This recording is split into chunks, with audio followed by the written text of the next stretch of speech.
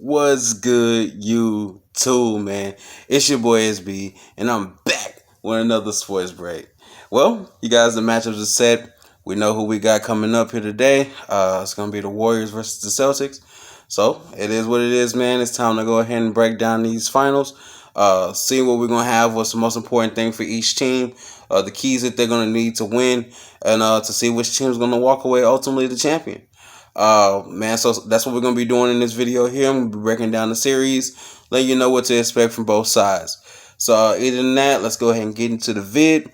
Very first thing we're gonna do is talk about the Warriors. One of the main keys for the Warriors, man, is gonna be their big three. Their big three have to play spectacular. They have to be immaculate.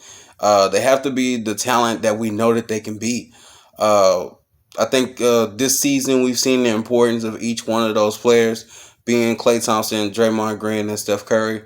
With them all missing times at certain points in the season, we've seen how important they are to this team and how dramatically they impact the performance of the team overall.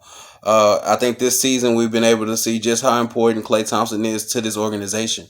Uh, Coming from where they were last year to where they are this year, and being the main difference along with the emergence of Jordan Poole, man, that's just shown dramatically how important he is and how much of a difference he makes on the floor. And to watch him do this playoff run has been amazing. To see him come back from both of those back-to-back injuries, it's obvious that he's not 100%. He's not all the way back to being the Klay that we've seen before the injuries, and he might not never be there. But the Klay that we're getting now, man, I like this Klay a lot better.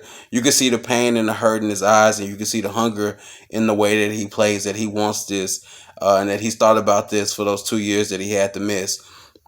So, yeah, I definitely enjoyed that.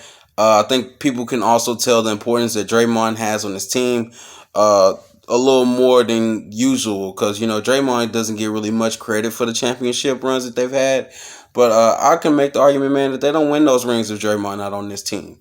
So the fact that you can see the importance of Draymond Green this season, his playmaking, the defense that he has for this team that really doesn't have much. This team lacks size. Draymond makes up for that size by himself. Even though he's not stuffing the stats with points, he does so many other things that's important for this team. And Steph Curry's been Steph Curry. He has an amazing season this year. I'm going to touch a little more on him later on in the vid. So it's important for those three guys to be those three guys and to continue that dynasty that they've really cultivated here in this team with Golden State. Second most important thing for them is going to be Kevon Looney. Kevon Looney has to be good in this series. He has to be his best version of himself. We've seen two different versions of Kevon Looney during this playoff run. We've seen the Kevon Looney that showed up against the Grizzlies where he was basically unplayable. Didn't really get much playing time. Didn't see many minutes on the floor in that series. And then we've seen the Kevon Looney that we got against the Mavericks where he was averaging like double-digit rebounds, getting putbacks, being aggressive and getting them those second chance opportunities. I think with him being matched up with Robert Williams, it's really important that he does take those opportunities, that he does take advantage of those, and that he matches Robert Williams' energy. Robert Williams is a guy that has a high energy player. He's going to be aggressive in the paint. He's going to like to clean the glass. Kevon Looney's going to have to match that in order for them to really have a chance of winning this series. I think it's also important that they continue to be able to hide Steph Curry. I wouldn't say high per se because he does his thing, he does his part when he needs to, but it's important that they be able to keep him off of the defenders that the offensive players that want to pull him out. You can see that they did that a really good job of that against the Mavs. When you got a player that's like Luka and he likes to hunt out the player that he wants to guard him, we've seen him do it consistently against the Suns, where he pulled out Chris Paul in front of him and just did whatever he wanted to him. He tried to do that against the Warriors with Steph Curry. Man, they wasn't having it. Steph Curry does an amazing job going through those screens, going over them, sliding through them. And a lot of times he gets the screener in foul trouble because, they try to adjust because he's so slippery. Steph Curry has to continue to do that. There can be situations where we see Steph Curry in front of Jason Tatum or in front of Jaylen Brown or even in front of Derek White, Grant Williams. Those are guys that they want to keep Steph Curry away from, to where they won't be able to exploit him offensively. I think we're going to see a lot of Steph Curry sticking with Marcus Smart. And I think that as long as he continue to run through those screens and fight over them, get his ways in to where they're not switching on Steph Curry's pick and rolls, then that'll be immaculate. That'll be perfectly fine. And while we're on the topic of number 30, Steph Curry, it's important that he has a All Star caliber season, man. A series. He has to be the best player on the floor. He has to show it. I think this is one of the only times in the NBA Finals where you can say that Steph Curry is the best player in the series. And with that being the case, man, he has to show up. He has to be that guy. And he has to be able to perform at a high clip and go out there and be dominant and take over this series. If Steph Curry is not the best player on the floor, I don't think the Warriors win this series, just to be completely honest. All right. So to go on the Celtics side of the things, man, I think one of the main things for the Celtics has to be Robert Williams. Robert Williams has to be aggressive on the glass. He has to clean the boards. When you playing a team like the Warriors, a team that's already offensively, high power offensively, to where they're going to put up a lot of points, you don't have the opportunity to let them get second chance points. If they miss a shot, you need to get that board. That board has to be yours. And I mean, that doesn't just go straight to Robert Williams. It's important for Al Horford to rebound, Daniel Tice, even some of those guards and wings, they have to rebound as well. But Robert Williams is their defensive stalwart. He has to be able to clean that glass and win the rebound matchup every night for them to have opportunity. And that comes for him. That comes with being healthy, man. I think every game in this series, he's been at least questionable to where you don't know if he's going to be available in either game. He needs to play in almost every game in this series for them to really have a big opportunity of being able to top the Warriors. So he's going to be a very key factor. And also, man, Marcus Smart. Marcus Smart is going to have to be Defensive Player of the Year. Marcus Smart. He was able to win Defensive Player of the Year this year, second guard to do that after Gary Payton. That's something that he has to be able to do. He's going to be running across the court, guarding one of these Splash Brothers every time that he's on the floor. So his defense is really important, and it's really important that he does that night in and night out. He can't go out there and get dominated by whatever player he's guarding, whoever they decide to put him on.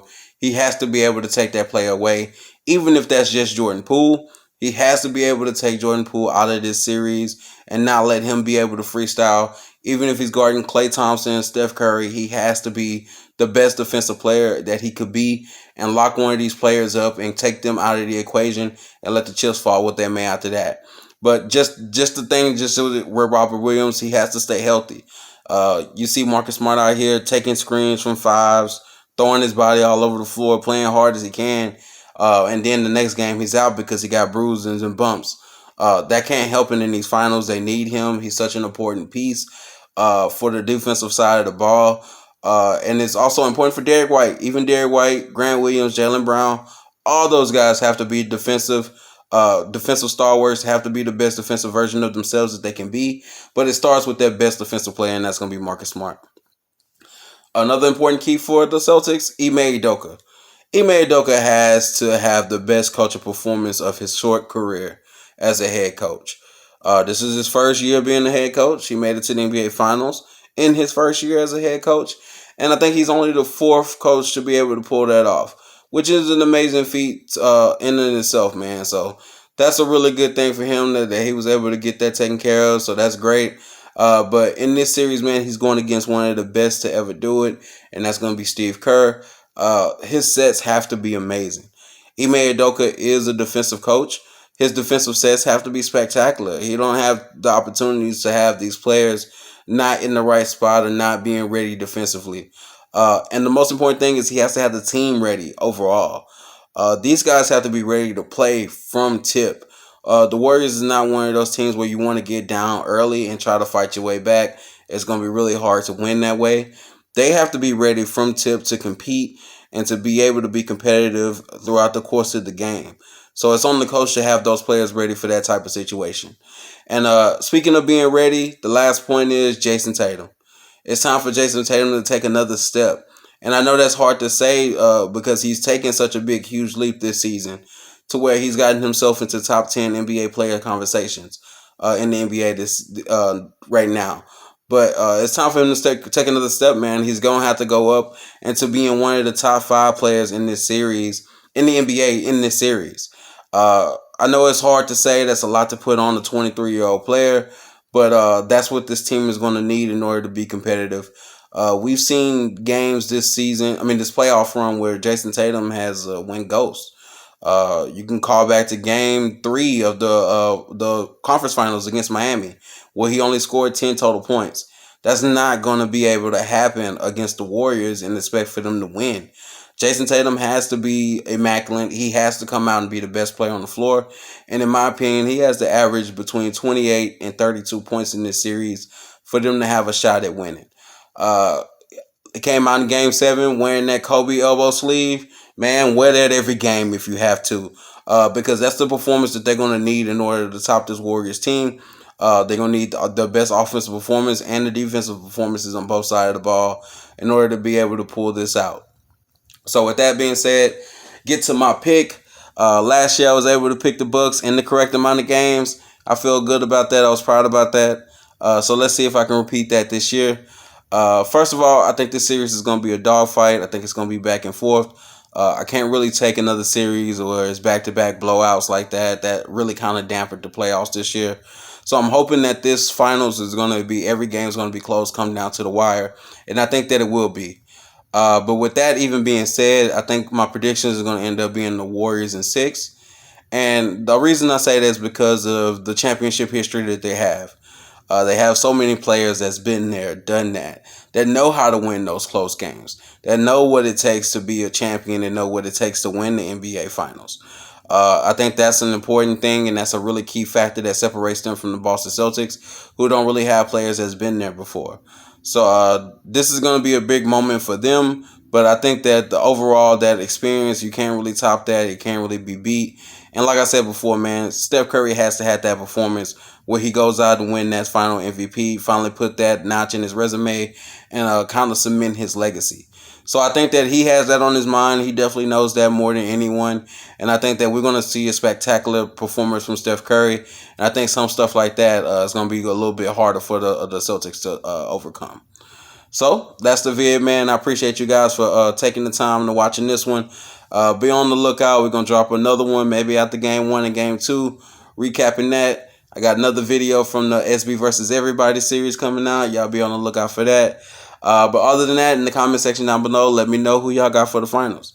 And how many games you think it's going to take for that team to win. I'll be checking y'all out down there. And as always, man, if you haven't subscribed already, make sure you hit that subscribe button. Show your boy some love. Other than that, I'll catch y'all in the next one. Peace.